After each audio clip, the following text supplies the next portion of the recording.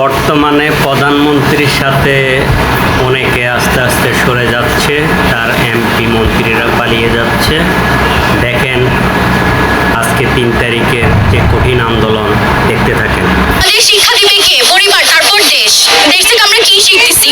আমি আমার মত প্রকাশের স্বাধীনতা আছে, আমি খারাপকে খারাপ, কালোকে কালো, সাদাকে সাদা বলতে চাই।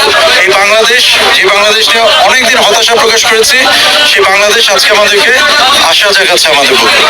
যে সমস্ত বিবেকবান লোক এখনো ঘরে বসে ঘুমিয়ে আছেন, তাদের বিবেককে জাগ্রত করুন। তারা বলতেছে যে আমরা ছাত্রদের কোনো হয়রানি করতেছি না, কিন্তু তাদেরকেই ধরা হয়েছে। তারা কি পরীক্ষা দেওয়ার মতো মন মানসিকতা আছে? নাই। দেখেছেন, এটা দেখে মনে হয় যে গাধাও হাসে। যে সারা পৃথিবীর মানুষ দেখেছে যে ডাইরেক্ট পুলিশের গুলিতে সাইদ মারা গেছে। এটা কোন রাষ্ট্র ব্যবস্থা যেখানে এরকম একটা এফআইআর হতে পারে? এফআইআর কি হয়েছে আপনারা সবাই জানেন, আমি আর বলতে চাই না। আজকে আরেকটা ভিডিও দেখলাম, আওয়ামী লীগের আরেকজন নেতা উনি বলেছে ওই পুলিশ শিবিরের কর্মী ছিল। তো আমরা তো বলতেছি না শিবিরের কর্মীরা তাকে রক্ষা করেন। হ্যাঁ, শিবিরের কর্মী যদি হয় তাহলে আরো জোরে সোরে গ্রেপ্তার করা উচিত। শিবিরকে ওভাবেই দেখে।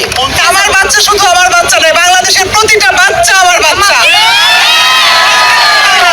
আমাদের সব বাচ্চার জন্য মেরেছি। আমি মুগ্ধর মা, আমি সাইদের মা, আমি পুরো বাংলাদেশের সব বাচ্চার জন্য নেমেছি। আল্লাহ যেন আমাদের সহায় হয়। আমি ডিওসের চাকরি করি, আমার সামনে এক বিউপি, এক বাইরে পুলিশ অসহায়ভাবে গুলি করে মারছে।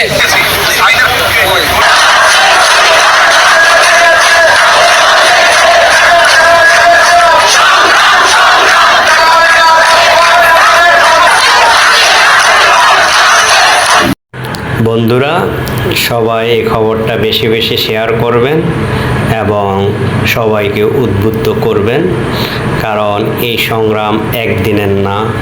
তো সবাই আজকে আমরা বিজিবিরও সততা দেখেছি, এইভাবে চলতে থাকুক। আমরা চাই ইনশাআল্লাহ আমাদের দেশে যে বিচার হবে, সঠিক বিচার হবেই। ৩ তারিখের আন্দোলনে যথেষ্ট পুলিশ তাদের নৈতিক দায়িত্ব দেখাইয়েছে।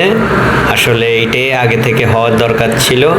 পুলিশকে আমরা আসলে সেলুট দেওয়া লাগে। এইভাবে যদি আন্দোলনকারীকে সহযোগিতা করে আসতো তাহলে পুলিশ ১ নম্বর কাতারেই থাকতো। তো পুলিশকে আমরা যথেষ্ট ধন্যবাদ জানাইতে পারি। আর এইভাবেই যদি থাকে ইনশাআল্লাহ আমরা স্বৈরাচার সরকার বলেন বা জালেম সরকার বলেন, তাদের থেকে কিছু হইলে রেহাই পাবে মানুষ।